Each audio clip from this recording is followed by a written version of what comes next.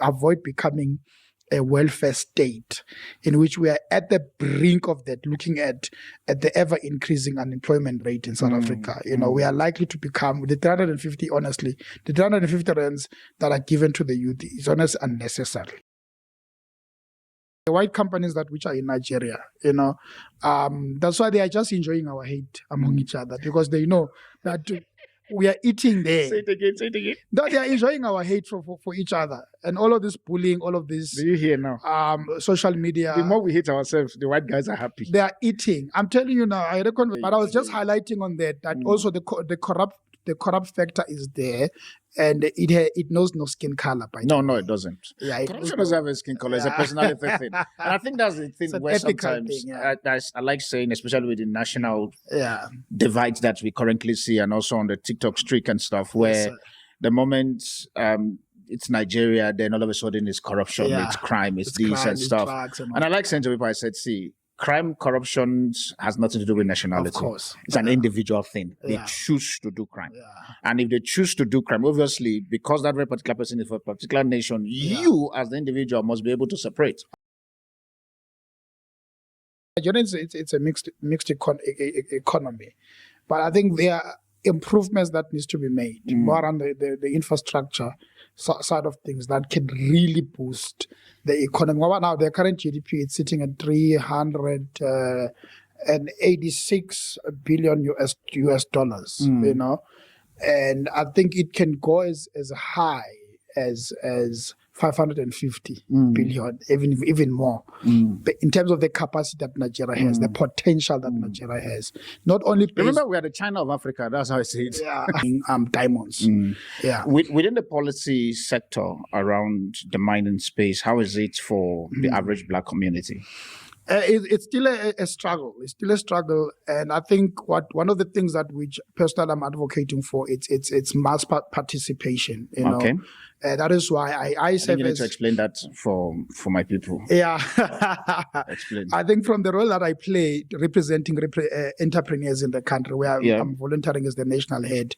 So one of the things that which I've been advocating for, it is basically for the Black majority in this country. Okay. To participate within that particular space. But currently, it is still dominated by your big multinational companies, So a lot of our guys are doing small. They are doing your small scale mining. There's a better way without the militant attitude. You understand? I know diplomacy does not always work. Okay. Yeah, but when you want to be aggressive to an aggressive system, that is aggressive and also that is militant, it's gonna crush you. True. You understand? So we need the resources. Yeah, the civic movement need to focus on human development. Okay. They need to focus on building communities. So that will be partnerships in terms of what we call of churches. Yeah, we've got entrepreneurs in Nigeria that I was engaging with. Yeah? They've got amazing organic products that can hit the South African market by storm. So I'll be helping to market those products for free. Whereas I'll be engaging your Shoprite and other entities to see if perhaps, but I've advised them also to be registered with FDA that side. Yeah, okay, Well, that is very much key within the food industry space, even in the pharmaceutical as well. Some of them I think also what's in that space. I'm listening in Nigeria. There are things called NAFDAC.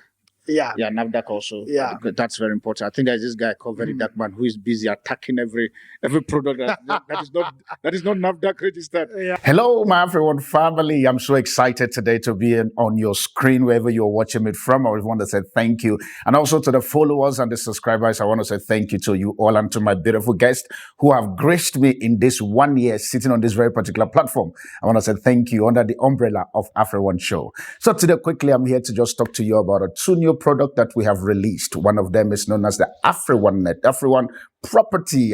Can't blame me, I like my AfriOne network. And the second one is known as AfriOne Invest. And the first one, AfriOne Property, and the second one, AfriOne Invest. I want to encourage you, please. Are you a property owner, or maybe you're an agent, or you are a startup and you're looking for a platform for you to be able to put your properties? I want to encourage you, please, now go visit property.afrione.africa for you to get registered and also for you to start listing. You never can tell. you might be sitting with me here on this very particular table as we're going to be talking about all things property. And also on the second side of things, for those of you who are business people, you are intending to start your own business and you want to check how the market is, you want to see if your ideas are going to fly, or maybe for you, you are literally at a stage where you need to scale, but you need funding.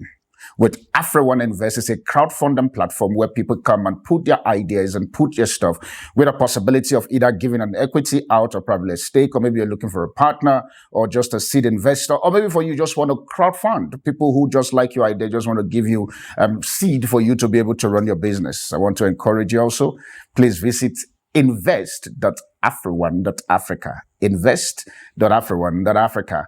I look forward also for me to sit with you all, either on the property side, on the business side, which is the invest side, for us to just talk about all things property and all things business.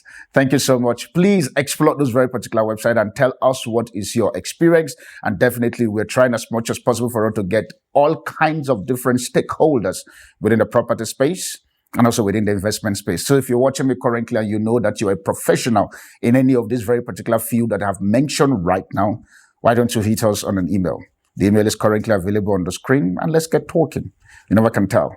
Your idea, your skill, your coaching and your mentorship program might help somebody to be the next business tycoon in Africa.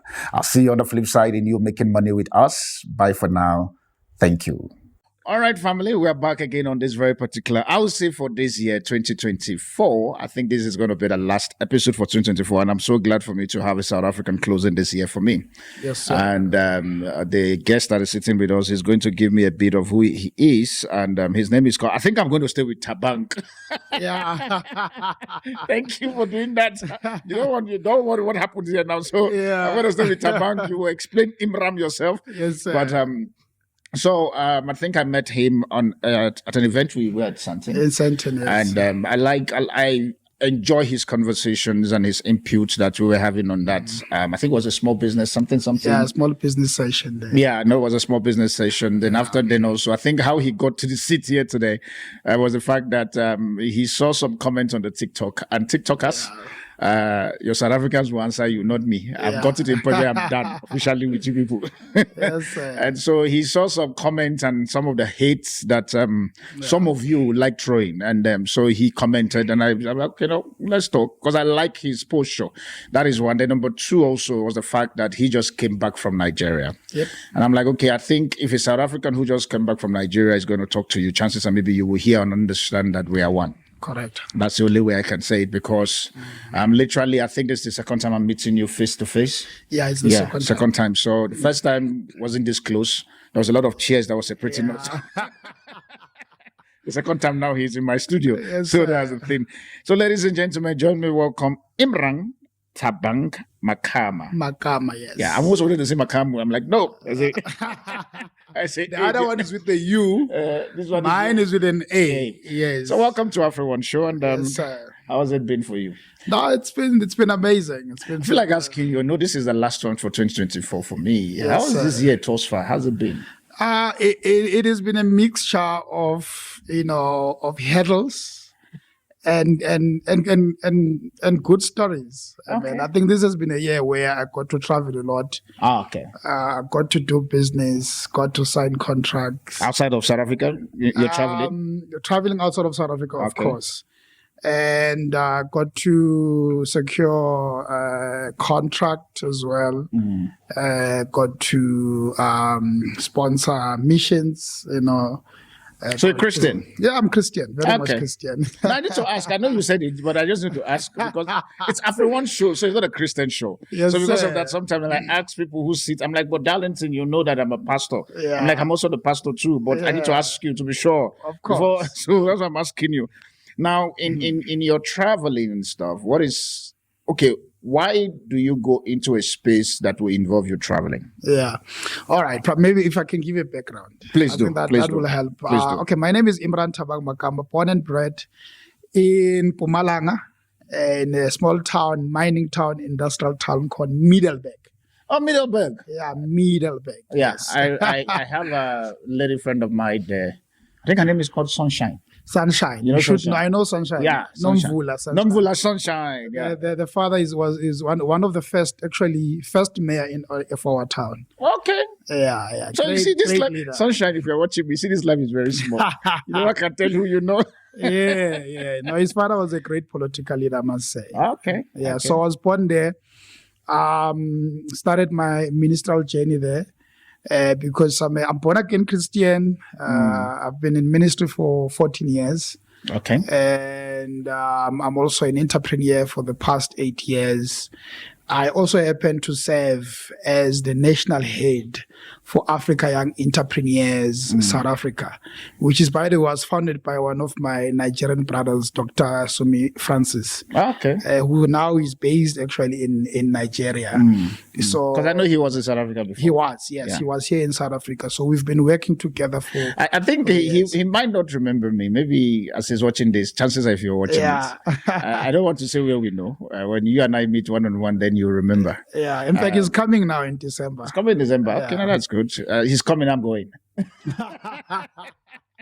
So when he comes back to Nigeria again, then we'll meet. So okay, shoot. Yes. So, the name of my ministry is called Fortizo Worship Ministries. Okay. With a vision of equipping people to become what God wants them to be through the teaching of God's word, for them to be salt and light into society. So you're a full-time pastor. Okay. Whoa. Your air was very loud. Okay. Do you want to go deeper on that? Full time. It's a bit arguable. You can. I can say I'm full time in ministry. I'm full time in business. So we can just argue around that. Okay. I hear what you're saying, and I understand that. Yes. So I do. In other words, I do not give half of my time when it comes to ministry. Still, and I also do not give half of my time when it comes to business. I hear you. No, I understand. I promise I do. Yeah, because now I cannot say maybe they are equally important, because the calling comes first by all means. But in terms of, as you would know, ministry demands resources. It demands. So you're just a person whereby you understand the concept of going up to the mountain to bring woods. Absolutely. And to make sure that at least the house of the Lord has enough. Yes. That's good. Yes. That's why my name is called the Afropolitan Apostle. So the Afropolitan is the business side, and the Apostle is the ministerial side. Absolutely. So that's so I understand what you're talking. Just the fact that yours is not Afropolitan Apostle. Yeah. So my journey started in 2010. Also worked within the community on youth development, youth empowerment. Then when we started the ministry 2013, then we focused on discipleship. As the vision basically states, but the name of the church is actually derived from Ephesians 1 verse 18, where Paul says, "I pray that the eyes of your understanding may be enlightened." Yeah, and then I was involved politically also. You look like an EFF member. I don't myself. know. Not at all. Hey, we disagree. I'm more of a nationalist. I'm more of a patriot type of what to call at least of a politician, that which I was. I served as a spokesperson for the political party that I represented. I don't know if I'm. That's right. This is a free platform. I really don't have a problem. Yeah, with the African Christian Democratic Party. Oh, ACDP. ACDP, yes. Dr. Mushwe. Yeah. So I tried. No, you did. Yeah. So then started my journey as an entrepreneur. We registered a company called Fortiro, mining and petroleum. Because growing up in Middleburg. Exactly. There's no way you won't do mining. Yeah, there's no way you won't do mining. Yeah, then 2020, then went on my own, had my own company called Jetty Holdings, which we currently offer mining consultant services. And we are continuing on that journey. And we have another division within the IT space where we offer IT solutions such as cloud, where we are partnered with Huawei, an official partner with Huawei Cloud. And where we also do cybersecurity, wide hacking, where we also offer procurement softwares such as the market intelligence, reverse auction, price benching software. And we also do on the financial side of softwares, we have the revenue assurance. Okay. So we've got partners also in the like Procol, Bureau, and others as well. Yeah. That sounds like a handful. I'm just an Afropolitan Apostle who facilitated business across Africa. Case closed. You just hear all this IT stuff and come. Yeah. So among all that you mentioned, which one tick you the most that you enjoy doing all the time? Yeah, I think it has to be mining. I love mining. I can say I love it. It's more adventurous. I'm most tempted to say, what's the mining problem that is happening currently now? In Northwest. But are you sure you're not involved in those? No. That is more on your, on your precious metal side, like your gold. So what we've been doing is coal, chrome. We've tried to do. So if somebody now needs your chrome, your gold and stuff, you can help them facilitate that. Yeah, I can assist. I can definitely facilitate them because I've built contacts also in Zimbabwe. Okay. And locally, and also as far from diamond side, then maybe as far as Lesotho as well. Lesotho. No inroad for you in Botswana at the moment. No. There are diamond assets that which we are trying to attract some few investors for the diamond claims in Botswana. Okay. Yeah. But currently there's not be any mining happening in Botswana. One of my guys in Lesotho is actually mining diamonds. Yeah. Within the policy sector around the mining space, how is it for the average Black community? It's still a struggle. It's still a struggle, and I think one of the things that which personally I'm advocating for it's mass participation. Okay. That is why I think you need to explain that for my people. Yeah. Explain. I think from the role that I play representing entrepreneurs in the country, where I'm volunteering as the national head. So one of the things that which I've been advocating for, it is basically for the Black majority in this country. Okay. To participate within that particular space. But currently it is still dominated by your big multinational companies, So a lot of our guys are doing small. They are doing your small scale mining. They are either executing maybe mining permits, which would only allow you perhaps to mine 5 hectares at the time. Okay. So what we are pushing for is that at least there are those that have mining rights, but we are actually seeking perhaps the DMR, to push more in terms of legalizing and supporting entrepreneurs in terms of developing their assets. But one of the biggest problems is the developing of the assets that speaks to exploration, that speaks to the preparation basically of your CPR document and equipment, the mining equipment that is needed. But sometimes you'd have all of these papers, but now you don't have the machines. The equipment, Then now you must go again hire another company to rent out their machines, in which it's quite a lot. That's what I want to say. So it's quite let's say, for example, you have, like you said, the documents and stuff, but now the machine is not available. Then you go hire.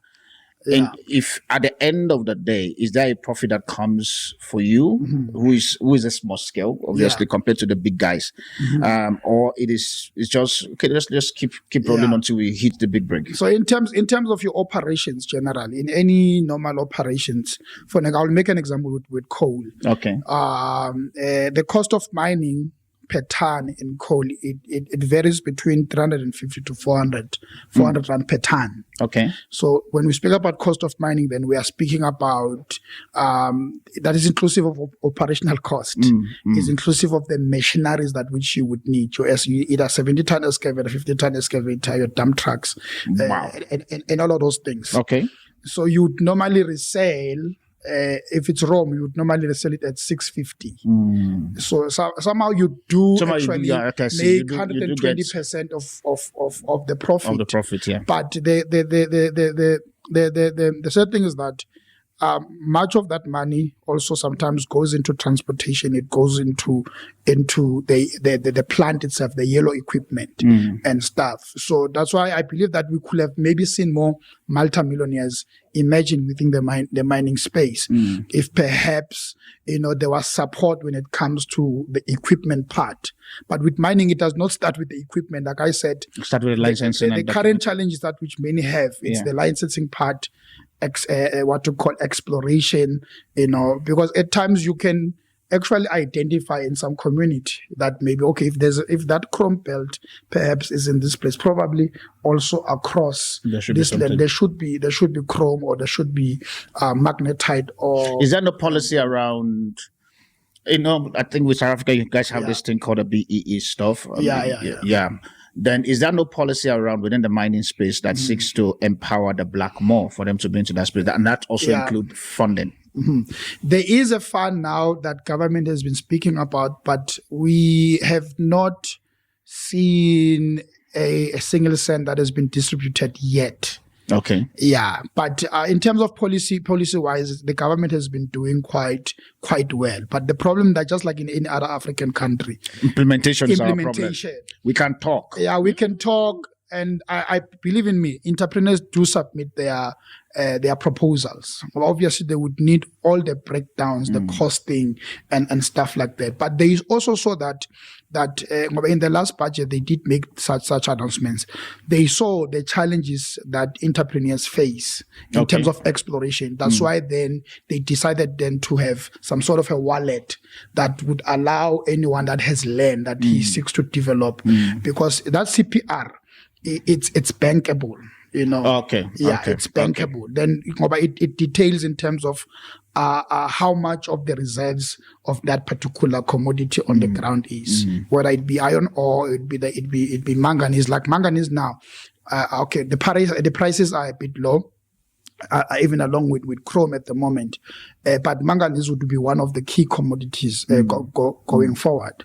How is partnership within your fellow Blacks? Because obviously, permit me, this is AfriOne Show. Yes. The white community seems to be able to have majority strength and power compared to strategic partnership. That's the word I'm looking for. How is that with your community, especially knowing too well that you guys don't have the major stake or the major pie to eat from? So how is the Black community partnership going? No, it's not going so well. I think there's a lot of gatekeeping. Within the Black within the space. Okay. Because to be honest, it's difficult to trust each other. A lot of people, like one doctor actually that had an asset in Vlaklag that we were trying to assist. I don't know how many hands he needed to, in terms of contractors and mining managers, that he needed to change because they were stealing the coal. You can't lose about 15,000 tons of coal. That's a lot. It's a lot. You understand, especially for that type of coal, which per ton at that time it was worth 950 rands. So you multiply that by 15,000. So that's a serious loss. That's a serious money. Yeah. And the funny thing, the other company that he then gave a white company, by the way, that he gave an opportunity to, as a contract miner to mine, they stole about 30,000 tons. If the man still alive. So this, because at the moment his trust level is zero. You don't wanna imagine. His trust level is not existing at all. There are some things I can't share, but no, obviously, I hear you. But I was just highlighting on that also the corrupt factor is there, and it knows no skin color. No, it doesn't. Yeah, corruption doesn't have a skin color. It's a personality thing, and I think that's the thing where sometimes I like saying, especially with the national divides that we currently see, and also on the TikTok streak and stuff, where the moment it's Nigeria, then all of a sudden it's corruption, it's crime, it's this and stuff. And I like saying to people, I said, see, crime, corruption has nothing to do with nationality. Of course. It's an individual thing. They Yeah. choose to do crime. Yeah. And if they choose to do crime, obviously, because that very particular person is for a particular nation, you as the individual must be able to separate. Of course. And say, no, this is Darlington who committed a crime and not Nigeria who committed a crime. Do not put a title or a defaming name on it. Exactly. You know, because, and a lot of people have lost opportunity on that because, for example, the big what you call cat in the room in Nigeria, just because a Nigerian person is doing. I remember somebody was saying to me the other day, saying, "No, this very particular deal you're about to do in South Africa. Why don't you? I mean, we are about to do something." And the person drew my attention to it to say, "Darlington, you know the narratives. Yeah. If you do this very particular," and to be very honest, that very particular statement the person said literally got to me, and I literally did not do it. Sure. Because I'm like, okay, do I have energy for that again? Yeah. Because the narrative is strong. Yes, you're watching me, you know. Yeah. So, you know. Yes, So sir. before we go on a break and stuff, Yes, sir. within the entrepreneurship space where you are currently now, if you are to advise somebody to come into it, knowing too well you've been operating there for 8 years, like you said, Yes, sir. because I remember numbers. My wife likes saying, "See, if you call numbers on my husband head, it stays." Yeah. And if you now want it to stay permanently, now put a figure. I mean, put those signs. Especially like the R, the S, those signs, then it now lock permanently. Yeah. 8 years thus far. Yes. Young entrepreneur. What advice will you give to someone who want to enter into the space of mining? Oh, okay. Okay. Let's say there are two things here. The skill part and experience. Okay. And those perhaps that do not have the skills and the experience. Okay. So to those perhaps that have a background perhaps in engineering, that have maybe in geology and stuff like that, they can come in perhaps to provide services. Okay. Yeah, especially geologists or mining engineers and stuff like that. So they can come in to provide services, either services as mine planners, or managers of what you call of mines. But other companies, they do actually give contracts to companies that offer such services. So is there opportunity? Yeah, there are plenty of opportunities on those two you're talking about. Okay. Yes, because it's not everyone that has the knowledge and the expertise to manage and run a mine. So you can choose to either be employed or you provide those particular services, especially for the small mines. Okay. Yeah, looking to help them grow into becoming big mines, because you must understand a mine can't just grow overnight. I hear you. It needs patience, and it needs someone that also has the expertise and that will give the right counsel, that will direct basically a whole team on how to go about with the entire mining expertise. So, and the biggest need currently is honest people, honest, genuine people that which would deliver. I like the way you said it. There's a need. It's like that's it. It's like putting an advert out and like urgently needing honest, genuine people. Yeah. Before you now put the other list. Yes. Okay. That can help people that do not have, they had the money to develop those assets. You understand? But they are sitting with these assets. They don't have perhaps maybe the investment. So they would need someone that perhaps when the investment is available, that can carry out the actual mining operation, to grow that operation to become maybe like one of your biggest mines of Exaros and Glencore and stuff like that. I think for someone that does not have the skill or the experience around the space, that would then be, you can come in as a supplier perhaps. Is there any mentorship program or a hub for mining where people can just, somebody who's interested, just come in and also get a mentor or a coach? Yeah, they are. I can assist where I can, but there are like formal based organizations that do offer, like Race Corp, for an example. They do offer specific trainings on PPE, let's say, and stationery. But that's where it starts generally. That's how you enter into that particular space. With those small things where you supply pumps and valves. There's a company also that is actually in Nigeria now called KSB. So they manufacture pumps, industrial pumps and valves. So you can establish agreements and partnership with those such companies. The only thing that you need to do, you do the marketing of their products. You knock into your local mine doors to offer your services, but you know that you've got that reseller agreement with that particular company. All right, with that being said, family, we'll be going on a break and we'll come back. The question I want to ask him, and obviously remember this is the last for this very particular year, we're also going to be looking into New Year conversations and stuff. But the question I want to ask you, yes, sir. Looking at January to December currently now, because this is December, just put in your mind December. Yeah. January to December currently now. The entrepreneurship space in South Africa for 2025, how does it look like? It's a question that he is going to answer when we come back. Even myself also, I'm also tired, guys. Like, I am at the end of the year. We are done. Yeah. I'll be right back just now. Amazing. So we went on a break, understanding the question I was asking you about. So look at January to December, and now we are jetting into 2025. Yeah. What do you think, or what's your perspective around the entrepreneurship space for 2025? Is it something that is going to grow? Yeah. Is there going to be opportunities, especially for us, the Black community? I'm sorry, Yes, I'm that personal. Of course, no. So in case if you guys now want to come for me, it's okay. I'm Don't Black. worry. No. I'm 100% Black. There is no mixture anywhere. So what do you want to say regarding to that? Yeah. I think in terms of opportunities will always be there. Okay. But in terms of getting our people there, we need to be more intentional. Okay. Yeah, we need to be more intentional. I think for the public sector and the private sector need to come together and intentionally allow Black-owned companies to play in their space. You know, especially in the private sector. Perhaps in Gauteng, for an example, there's a lot of corporate gifting, and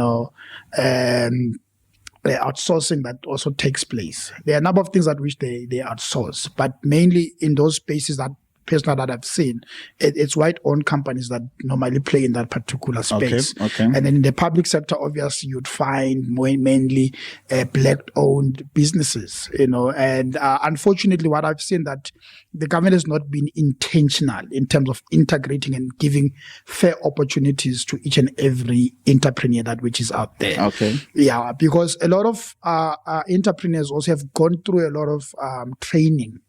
I don't think that in 2025 we need more of that. I think we need Business South Africa to come forward with funding. A lot of entrepreneurs need funding. What's the for your sectors, especially entrepreneurs? What's the place of DTI?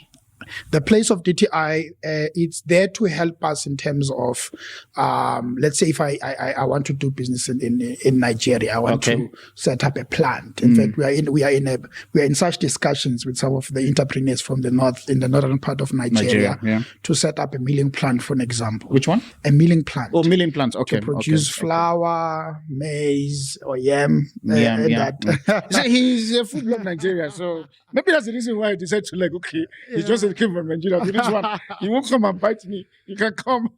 So but their role is even broader than that. They are responsible for trade, and they are responsible for trade and industry generally.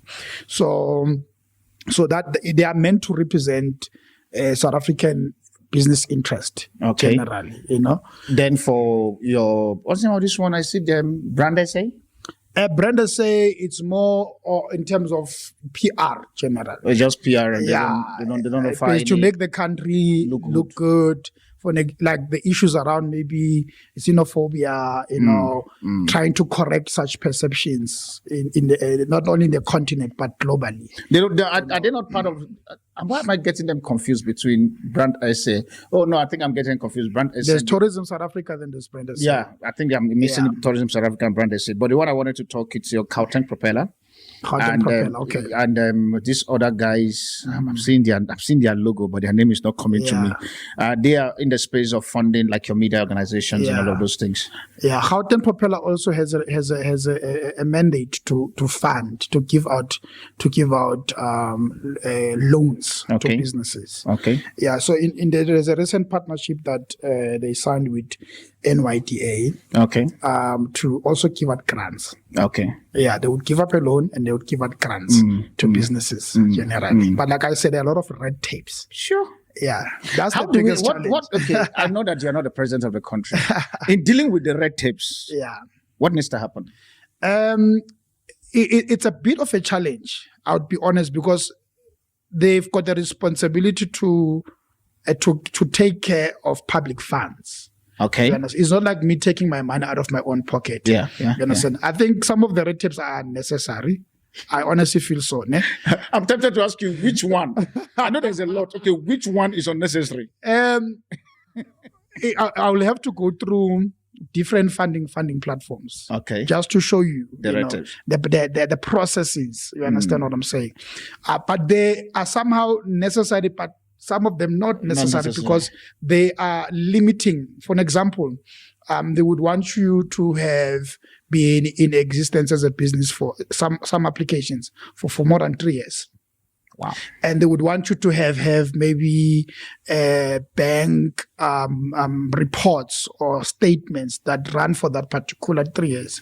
And tell me how many black-owned businesses that you know that have a proper financial records for that long. It's not many. You understand? So, which means then it will only be the 10% that would actually benefit from that. That's so why that 10% literally have now make the remaining 90% to go to the other race. Yes. I'll say it straight. And also to actually, some of these businesses ended up dying. It's a matter of they need to work with organizations like ourselves. We know the entrepreneurs on the ground. You understand? And there are better ways to vet their businesses if they can actually make they are bankable or not. I'm tempted to do something now. Yeah. You know your business, right? Yes, sir. You have worked that ecosystem for 8 years plus, like you said. Sir. Yes, sir. Now you're going to look at your camera. Yeah. And you are going to make a proposal. Yeah. To whatever agency or the government to say, work with us. This is how we can solve it. Yeah. As AYE. Either as AYE or I think as AYE. Whichever one that is comfortable for you. I think I think the Minister of Small Business, it would be more relevant. Okay. Because they are the custodian of small business enterprise in South Africa. Yeah. So special invite to you. We are open to work with you to assist you in terms of identifying, also offer some training and strategic partnership with our entrepreneurs on the ground, not only with the entrepreneurs that which we have in our groups, but with every entrepreneur in the country, making sure that the processes are smoother and you work with genuine businesses that which are looking to grow and are looking to trade. Yeah. Okay. Beyond South Africa, because we can ask about our organization is in over 20 African countries. Oh, AY is in 20 African countries. Yeah, it's in over 20 African countries. That's good. So we are that perfect partner, General. But then my next question with you on AY is the fact that why did you join the organization? To serve. To serve. Yeah, to serve. Because at the moment, what's your function in that very particular space, and how has AYE affected South African entrepreneurship space at the moment? Yeah, I serve as the national head, meaning I represent the interest of the organization in the country. Okay. That then would speak in terms of even programs that would programs around entrepreneurship development and empowerment. In fact, we have plans of implementing what we call a national entrepreneurship development program that will cover all the 52 districts in the country. Yeah, because we want to unite the entrepreneurs. We want to build a community of entrepreneurs in the country. And the second phase that would offer trainings around digital innovation and artificial intelligence. I think that's the type of training that they actually need. And others, obviously, they still need the other types of trainings that everyone else is offering. But our main focus is that. And also our focus is to foster and to push the agenda for the Africa free trade. That's what we are gunning for. Yeah, that's what we are advocating for. I've engaged personally with Afrexim Bank, who are the custodian of this policy in the continent. And how is it? What are they saying? It is well. Yeah, it is well. It goes back to that thing, my brother, my apostle, the issue of trust. You understand? We lack trust as black people. We lack. If I can tell you, the head is a black woman, Nigerian black woman, the head of Afrexim Bank. Some of the key guys that I was engaging to are other black guys from Zambia, another lady from Zimbabwe. So these are our brothers and sisters. But they are not just seeing beyond their nose. That's what I'm saying. And we've got a track record. And we're not like looking for, what I engage them, that we're not necessarily looking for, even though we need funding to implement some of these things. But partner with us. Give us your mandate. What is your mandate? Let's structure our programs. Let's align our programs with your program so that we are able to fast track these things. The question is, do they even have a program? I'm sorry. These are two black men now who are doing. We've got entrepreneurs in Nigeria that I was engaging with. Ne? They've got amazing organic products that can hit the South African market by storm. So I'll be helping to market those products for free. Whereas I'll be engaging your Shoprite and other entities to see if perhaps, but I've advised them also to be registered with FDA that side. Well, that is very much key within the food industry space, even in the pharmaceutical as well. Some of them, I think also what's in that space. I'm listening in Nigeria. There are things called NAFDAC. Yeah, NAFDAC also. Yeah, that's very important. I think there's this guy called Very Dark Man who is busy attacking every product that is not NAFDAC registered. Yeah. So when I follow the story there in Nigeria, I'm like, these people are a handful. Now, with that being said, especially within your AYE, African Young Entrepreneurs. Yes. Yeah. Within your AYE at the moment, how will somebody who is watching you currently now thinking, okay, I want to join, what advantage will I have in joining? Yeah, I think for now, the advantage would be access into different markets in Africa. Okay. And also what I've been doing in our group is to try to align some of my contacts, my personal contacts, from China, who are original manufacturers of certain industrial goods. In fact, one of the milling plant that we want to set up in Nigeria and some other parts where we can find partners, it's one Chinese company that develops the entire thing. They can set it up and so such key strategic partnerships that can help an entrepreneur find their feet in business. You understand? But some of them don't have any experience, don't have any background. So your best option should be find an existing company, partner with them, market their products, and find a market for them. We understand. And we've got the biggest market in Africa. We understand. South Africa is big, yes, but we need other African countries. We need to. How important is product development that seeks to grow beyond your locality? When I mean locality, for example, South Africa, Nigeria and stuff. How important is such when it comes to your product development? It is very much key because, in fact, we're having that conversation in Nigeria with some of the entrepreneurs. Yeah. One of the things that I saw, many of them, they were thinking inwardly, and some of the products that already I could see, well, I've been working with entrepreneurs. I could see this product can actually touch Benin. Yeah. There's Niger in the north. It could touch Cameroon in the south. You understand? Even reach as far as SA. So the importance of that, it is so that we are able to get our products quicker in any market whatsoever. I know people talk about doing something small. Looking at how China, transformed their society. Those guys, they are. You understand what I'm saying? Yeah, and how aggressive they are in their marketing, approach in terms of their products in the world. You understand? So I want the same aggression.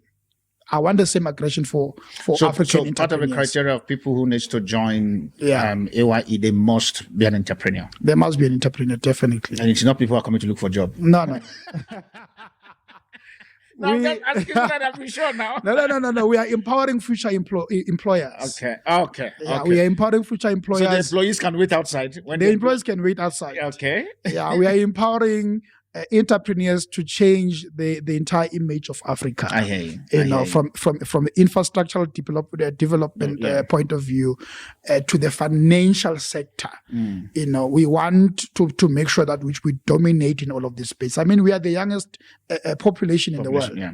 We understand. Yeah. So eventually the entire world will be looking on us. They are looking. It's not eventually. Already. It's already here. I can tell you point blank. It's probably what I was saying. Yes. Behind the scene around the business I do, where most of my clients literally will tell you point blank, Darlington, help us with these nations. And I don't want to mention the majority of the nations because these are sensitive information and stuff. Sir. Now, my next question I want to throw at you now, as we also begin to prepare to go for our final segment, is when you just came back from Nigeria. Yes, sir. You've been here in South Africa as the national head of AYE here, also running your own business. Yeah. Having this very particular two country, I'm going to use that. Yes, sir. And I'm happy that you're sitting behind your flag. Oh, yeah. And I'm sitting behind my own flag. Yeah. So can then that TikTok war. Yes, it can come here. Can settle it now. And after we finish, we'll do handshake. Yes, we'll be like, yes, there's unity in diversity. Yes. I said to somebody, I said, the reason why all your finger is not equal is because God wants you to be able to accept every other people in your life. If your fingers are not equal, you can carry a cup. Yeah. Baba, we can carry this continent together. It's not that deep. Yes, sir. So you've been to Nigeria in South Africa. Yes, sir. I want you to be able to help me with 5 opportunities a South African can take in Nigeria. Yeah. And also 5 opportunities a Nigerian also can take in South Africa. In South Africa, yeah. It might belong to you within the next 3 Yeah. 4 minutes. Okay. Excellent question. I think one of them that I've identified is within the agricultural space. Okay. Yeah. It's one of the opportunities. South Africa has, especially those that have been doing farming. So it's important when you want to do business outside the country, you must have maybe some experience in that particular sector. So the agricultural one is one of them. Okay. The second one in Nigeria is the mining one, definitely. Big boys. That is one sector in Nigeria that has not been tapped. That has not been tapped. The third one obviously would be around transportation. Okay. Yeah, in terms of logistics, from your 34 tons to your 30 tons to move goods and commodities and stuff. The fourth one generally would be around the financial sector. Yeah, the financial sector. Yeah, so it's not. Some parts are formal, some parts are not. I think just to add to the financial sector, for those of you who are South Africans going there, I think because there's something I'm planning to do, and we'll talk off mic and stuff. Yes, sir. Which is called AfriOne Invest. I think I've done the advert out there, but the main aim is because there is a lot of gaps. South African has a lot of funding agencies that help entrepreneurs and stuff. While in Nigeria is the opposite. That's true. Nigeria is self-funded from your pocket, or you sell your father's land, or you sell your father's car, or you do something. But very sad. Just do, and it's painful. In Nigeria, I'm going to say that it's very painful. So the financial sector, I can tell you point blank, there's a lot of opportunity. For those of you who are South African who have, and the advantage again also is the fact that South African currency has a power over Nigeria. It does, yes. And so imagine you going to Nigeria, for example, with 100,000 rand, and you have good people to partner with.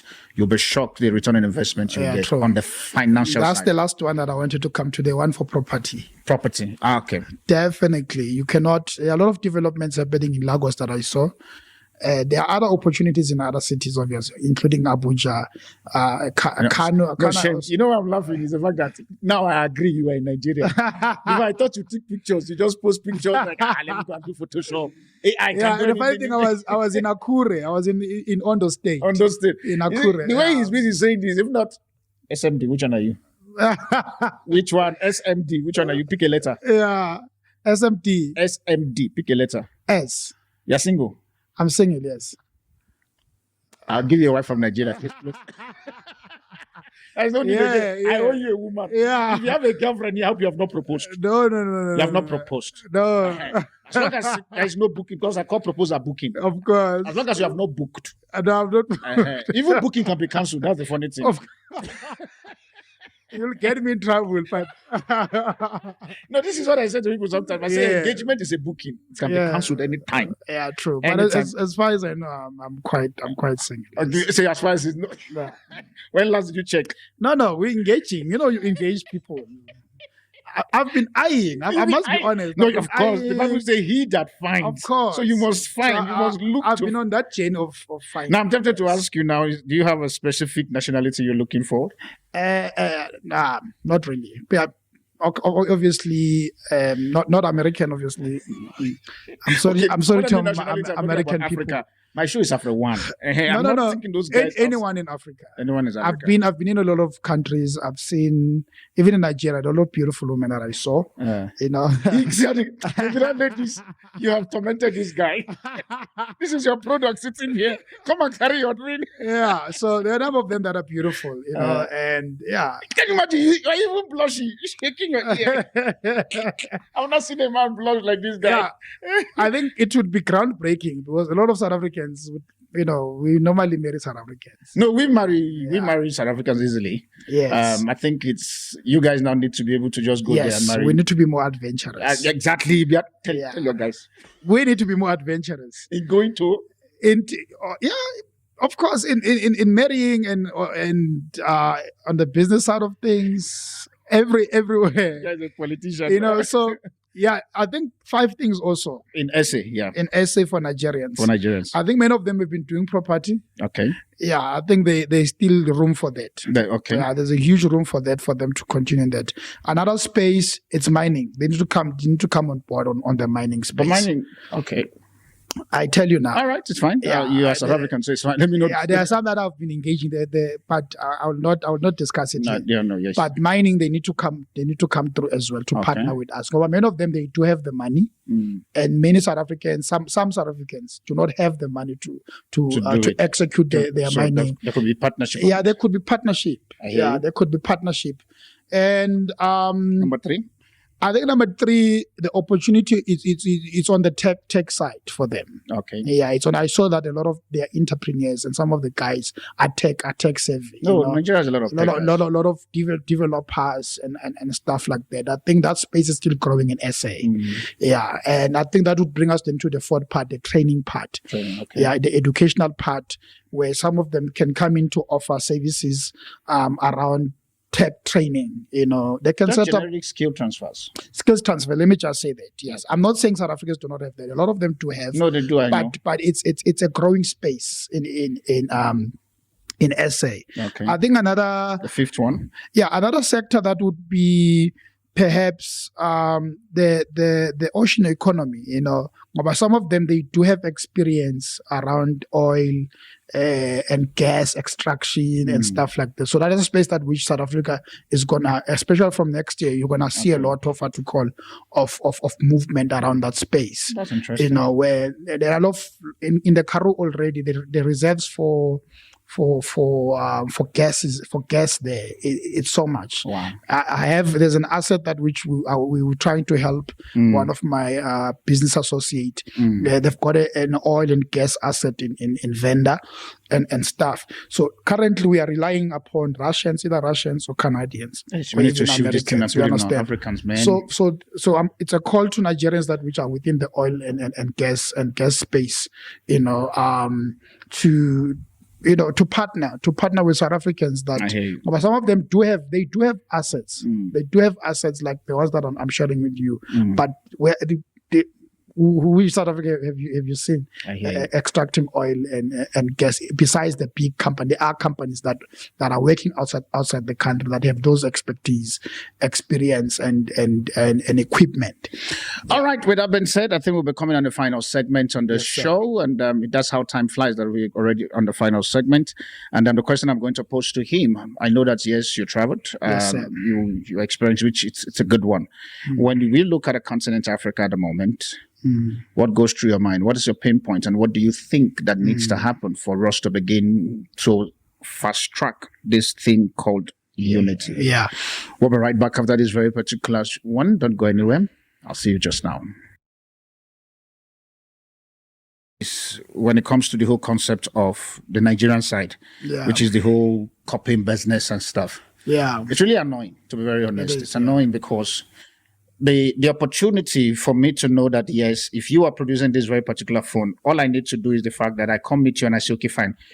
What aspect of the phone do you need supply that I can supply, instead of me coming to now start joining you to produce phone? And that is where the problem is. For example, I like the 5 things you mentioned concerning Nigeria, which is one of them, for example, is property. And I remember my 2 other guests that I interviewed, and I was saying to them, welcome back to the part 3. Yes, sir. And I was saying to them is this, that as much as the property thing is booming, the problem is the fact that it's like what happened in South Africa during the property, where the economy just, property thing just boom, went down again. I said, yes, we are all building properties in Nigeria. Good. I have no problem. Everybody now wants to enter into the property space, including me also, because I have to put myself into the picture. But now, even myself. Exactly. Including me into the picture. But now this is the thing that is a pain that makes my case different. Yes, sir. The people who are going to buy the property, you are not empowering them for them to be able to have the money to come buy a property. So which means you have property, state-of-the-art facility and facility, and yet there is nobody that is buying it. Correct. Because everybody has gone in, we're all investing in property, but generating of the wealth to buy the property. That's what we are lacking. That's what we're lacking. And that's a big problem. And that can be solved, honestly. Like if Nigerians, it's a mixed economy.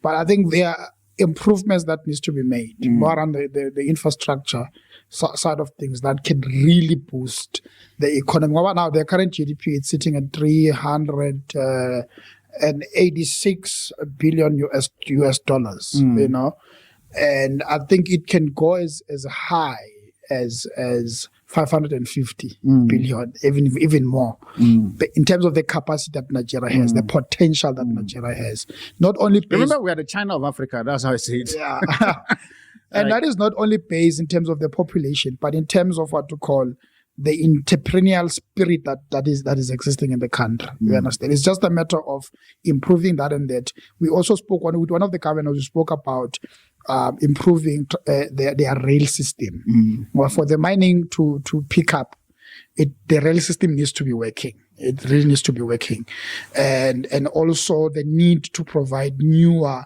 better a tracking system, a logistic system in Nigeria. There's a huge need. But the highways are improving as well. The road infrastructure is improving, which is quite good. But when we went in, we arrived in Lagos. Okay, spent the night at Victoria Islands, which is very, very nice. You know, and the banana one is on the other side. The banana one is the big boys. Where the big boys are. So we decided to drive to Akure, which took us about 5-6 hours, which was nice. Well, we got to see everything, you know, from the rich side, wealthy side of Nigeria to the poor side. You know, I think where we got to stop, we saw a lot of children selling and stuff like that.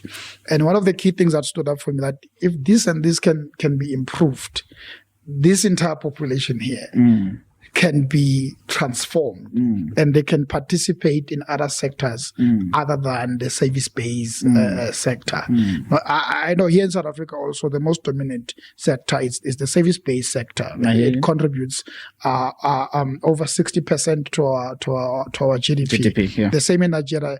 The service sector contributes about 62% to the GDP, you know. So everyone is likely linked to that to provide a service within that particular space. And without participating in the other sectors that can really uplift them out of poverty. And besides uplifting them out of poverty, transforming their communities economically so, you know, because how do you build an economy? You build people educationally. That's how. The average Nigeria, I think, especially on the leadership side, that we're going to go on this third sector here now, is the fact that we have liquid cash. A lot. But the problem is the fact that most of the leaders do not have a visionary mindset. Yeah, true. They are not leaders. They are, especially on the political side, they are politicians who are constantly looking to prepare themselves for the next election and not for the people. Now, I would say that about Nigeria. I don't know about you in South Africa because we are here. Our flag now has remember I said this third segment, this flag, somebody will mind their business now. I think our problem here locally, obviously, it's government. You know, it's government. Okay, corruption is done so well. There is corruption, but it is done so well that which, unless you really dig deep, you're not going to find, you're not going to be able to say it. Nigeria, you can see I think the good thing that which South Africa does, it's you know, the system that we have in place, the welfare, which is also a disadvantage And as much as it's good for the elderly, for the disabled, and also for the children. Some mothers honestly can't really raise their children. They can't take care of their children. But then we need to avoid becoming a welfare state in which we are at the brink of that, looking at the ever increasing unemployment rate in South Africa. We are likely to become the 350 rands that are given to the youth is honestly unnecessary in my view. Okay. Yeah. I'm not speaking from a place of privilege.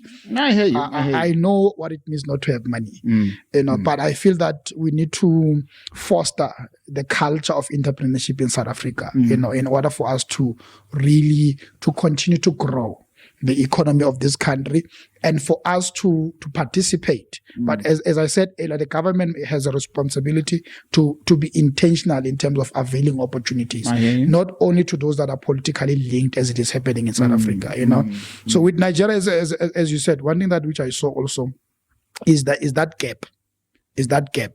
I think it is done intentionally. Okay. It is done intentionally that some people must be kept poor, some people must reserve some riches for themselves.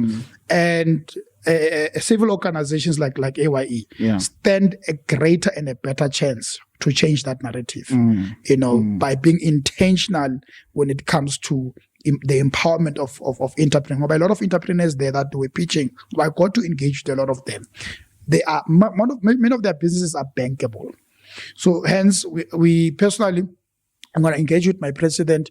So we've got plans, we've got suggestions in terms of maybe attracting your angel investors and your VCs and stuff like that, and host a number of what to call of pitching contests. Pitching contests in Nigeria. Yes, in Nigeria. You understand? But the issue of funding was one heartbreaking point from my end. No, with Nigeria, I think the thing there with Nigeria, why it is painful is the fact that the money is there.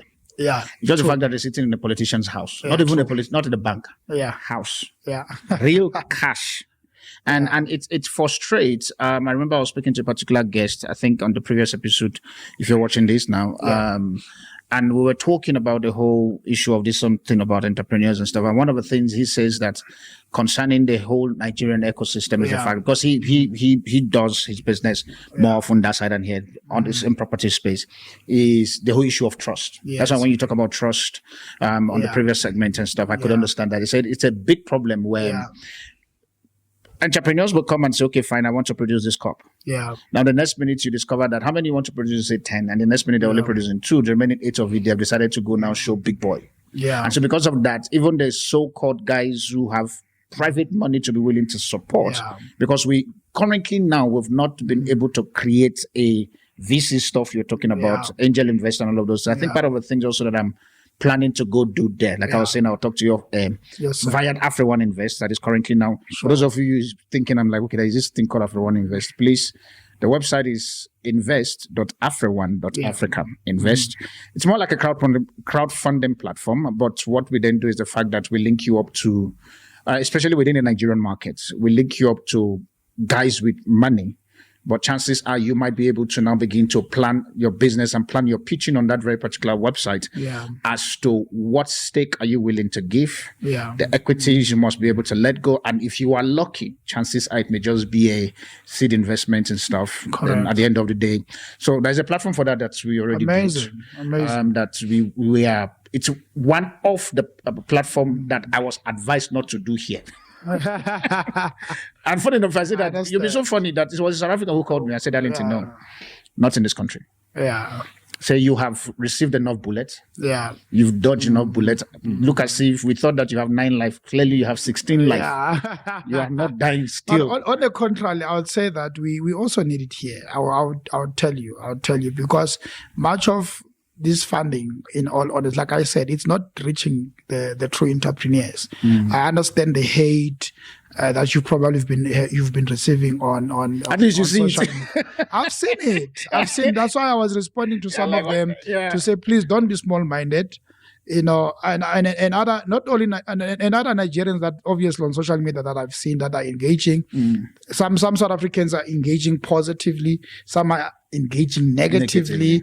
Which it saddens me. As a Pan-Africanist myself, it really, really saddens me because those are things at which are a stumbling block to the unity that which we need to achieve. Yeah. You understand? There are serious hurdles, and they don't understand that we actually, in as much as Nigerians needs our market, we need the Nigerian market even more. I think they should go. I think sometimes I tell entrepreneurs, go ask MTN how they are milking Nigerian economy. That's what I wanted to get to. The white companies that which are in Nigeria, that's why they are just enjoying our hate among each other, because they know that we are eating there. Say it again. No, they are enjoying our hate for each other. And all of this bullying, all of this. Do you hear now?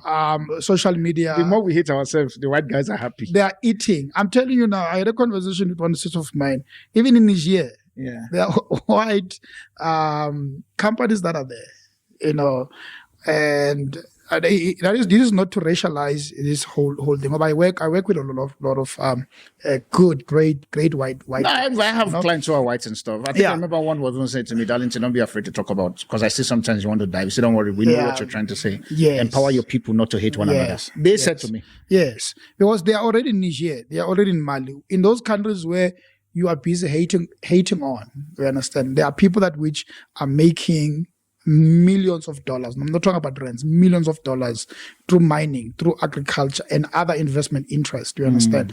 And instead of trying to align ourselves, we understand the criminal activities and the other aspects that South Africans might be angry. But let not your anger blind you. You understand? Towards the relationships and strategic partners that you might have from Nigeria, from Ghana, from Cameroon, and other countries that which are in Africa. True. Including Zimbabwe. Next door in Zimbabwe. You understand? Even in Zimbabwe, we went there to try to buy lithium in June, actually. The opportunities there are vast. And by the way, Zimbabwe is one of the countries that has great quality of chrome. But their chrome is actually from 45% up to 51%. Serious? Yeah. Wow. So even the iron ore, they've got iron ore is divided into two. It's got your hematite, then you've got your magnetite. So hematite is normally your higher grade of iron ore. They've got top notch. One of their gold mines, they discovered that there's uranium there as well. Obviously you can't touch it. Even talking about uranium now. CIA, I'm not involved. Look at in this uranium. Don't come here. Don't come after me. You will sing that song of Wycliffe. It wasn't me. But my point is that the opportunities are vast there. If we can't make it here, try next door. You understand? But we cannot continue with the hate.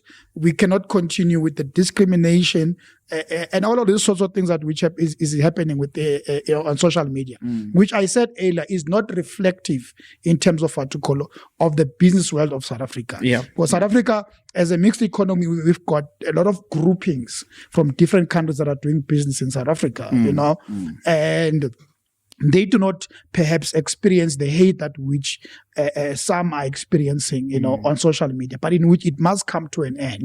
We must be able to have such conversations, besides business-related conversation, even political-related conversations, and other conversations. Let's just encourage to have conversations instead of just throwing hate and trying to. And I think sometimes also the hate is it's coming from people who doesn't even know. Thank you. Yeah, they just because Imran doesn't like Darlington. Darlington is Nigerian. The next minute, everybody now it's like a comrade. It's like a comrade thinking. Yeah, it's a comrade thinking. We don't like these people. I'm like, okay, but let's leave the leader. Okay, why don't you but our leader don't like why? Yeah, true. You can't get an answer from you can't. And I think what we're saying I think I just need to bring this part here. Yes, sir. That sometimes the reason why we hate one another, especially, and I've made peace. I think you and a couple of other people have asked me, how do you survive all these gunshots and I'm like, it's okay. That's one, because going to 2 decades, I've paid my dues. I'm not moving. If I choose to travel like that, I choose to travel, I will come back. You can't do anything. No, of I'm in the course. system. There is nothing you can do. So And it also helps like to have friends. I've had friends from different countries. Like I shared with you, some of the people that have helped me, that even some of them that continue to help me to these days, are my friends from Nigeria, are my friends from Zimbabwe, are my friends from even Mozambique, Malawi. I've got friends in Ghana. I've got friends in as far as Liberia, actually. As I'm saying this, let me ask my TikTok family. Do you have the kind of friend he has? While you're busy hating, look at the friendship you're building. Yeah, your fellow South Africa network. Now, I have to just throw that shit. Yes, I need to throw shit. I've got over 5,700 contacts on my phone. That's a network. No. Some of them are South Africans, okay, yes. okay. But it's a network of people from across different parts of the world, including Europe, China, even the US, even here in Africa. I even South Sudan, by the way. I've got one key contact is Celsius. Comoros, funny thing. Wow. Even Eritrea, little Eritrea. That corner there. Wow. I made sure that I try to connect. When someone asks me about a particular country, then I must definitely know someone. I must definitely know what is happening in that country, because one of the things that I do, I offer business development. You said so. Services. And I also do advise in terms of where maybe if someone is interested from Europe to invest in Africa, even Chinese, some Chinese would ask, where is it safe for us to, to partner? Do you know anyone? Normally they would not say they want to invest. They would ask one of my friends from Belarus. We're having a conversation about some investment interest. They were just asking, do you know who I can perhaps contact in Congo? Who I can contact in Angola? You understand what I'm saying? So those relationships are key because you know that these are people that you have met face to face, and you can vouch for them. Yeah. You understand what I'm saying? And one thing that I try not to get involved much. I connect, I plug. It's a process. Yeah, I connect, I plug, and I make sure that these are genuine people that are not gonna ruin my name, are not gonna screw up the contact, and stuff. So that's what I'm encouraging. That's what I'm encouraging. It's something in terms of the unity. Yeah, we need to do it intentionally. True. Yeah, you need to do it intentionally. I think you'd begin to understand and respect people at the personal level. This thing that we've been preaching to white people, to say that not all black people are criminals. It's the same that which we must also teach ourselves as South Africans to say not every African that is in this country that comes to this country is criminal, is poor, or is looking to do criminal activities in South Africa, or they are coming here because they are desperate in their countries. Yeah, there are those that which are desperate. And biblically so, we've got a responsibility, especially as believers, we've got a responsibility to care for foreigners. You understand? To give them shelter, to give them food if they do not have food and stuff. We've got that religious, biblical responsibility. I think it's even shocking whereby you find that we Christians are actually the one even perpetrating this. This the hatred. Yeah. And you were wondering, like, okay, fine, which Bible are you reading? Yeah. And yet you wake up in the morning. Sometimes I think there was a particular group that I was talking to. We met physically and we were talking. I said to them, number one, I understand that I'm Nigerian or whatever and all of those things and cool. That's fine. I said, but did we both confess Jesus as our Lord and personal Savior? He said, yes. When the Jesus that entered into you, is it a Congolese Jesus, or my own is a Nigerian Jesus? I think when you now take it to that extent, and you begin to okay. I said, that's all. I said, but do you know that at the end of the day, by the time you close your eyes on this earth, the both of us are going to the same sand. Of course. There is no unique sand. The sand in South Africa, take it in Nigeria, it's the same sand. It's the same thing. They give you the same, your permanent resident is just 6 feet. Then if we hate you, we put it 7. Yeah. And if we don't want you to even resurrect, we make it 8. So, and the good thing about Nigeria is that it's a black-owned economy. 100% black-owned. Yeah. So I would truly encourage I've said it on my WhatsApp videos. I took some snippets the other day where I was just explaining my journey and my experience in Nigeria.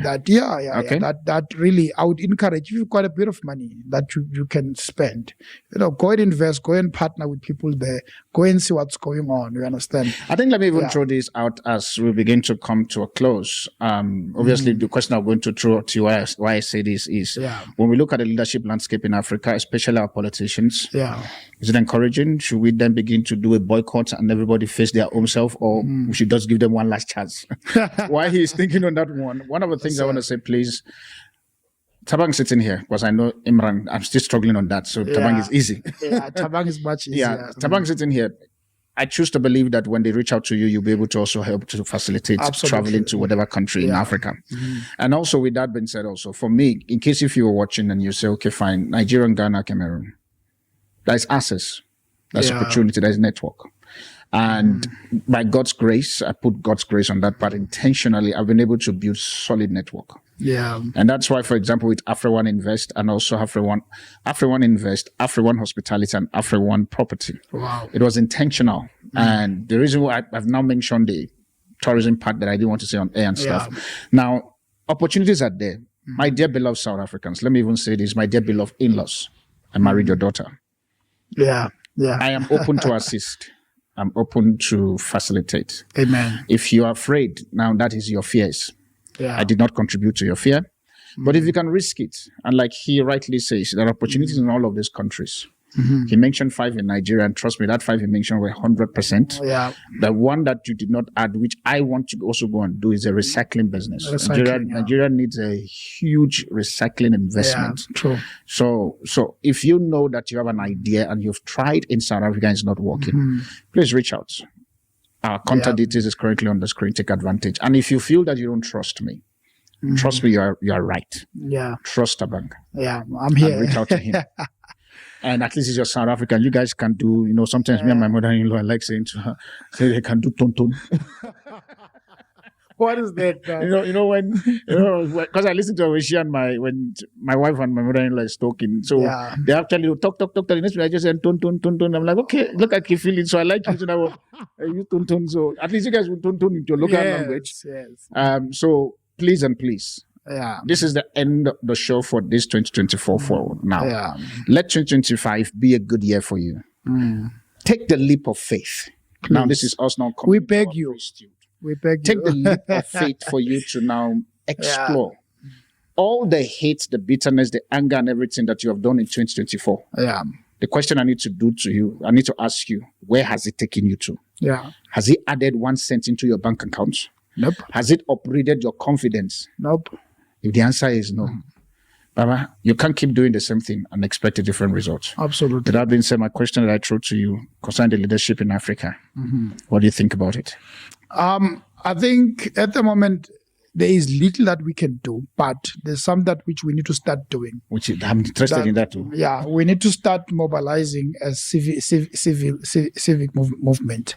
Nigeria will kill you for that. At least you see what happened in what's the name of that one that happened? The NSAS. You see how they fight us out from the system. I understand that, but there's a better way without the militant attitude. You understand? I know diplomacy does not always work. Okay. But when you want to be aggressive to an aggressive system that is aggressive and also that is militant, it's gonna crush you. True. You understand? So we need to the resources. The civic movement need to focus on human development. Okay. They need to focus on building communities. So that would be partnerships in terms of what we call of churches, partnerships of other civil movement. We need to come together, you understand, and establish our own type of leadership structures that we can perhaps write policies also. It's like forming our own ecosystem. Thank you. Outside of them. Our own ecosystem that involves business chambers, business people around and stuff like that. But those people are not politically affiliated. I hear you. Understand? So we need to start to come together as the people, you understand, and form a movement for the people and start addressing the smaller and minor issues. Once you win the people, there's no way that which the politicians will come back and beg. They will come back and beg. I hear you. But the problem is that we want to fight them, and we are not even organized ourselves. And we don't have a track record in our communities in terms of development, in terms of empowerment, in terms of addressing the minor issues that which are affecting our community, issues around crime, Some of us, you're harboring criminals in your homes. You know exactly and stuff like that. So we need to rebuild the Ubuntu spirit in our communities. And we need to have structures at the local level, district level, and national level. You understand? And those people must understand that which they are volunteering. You understand? So it's not everyone that which will volunteer that is not called for that. So we need to bank on that. That we know that these people that which are volunteering at the national level for the issues that concerns our people, they genuinely care for our people.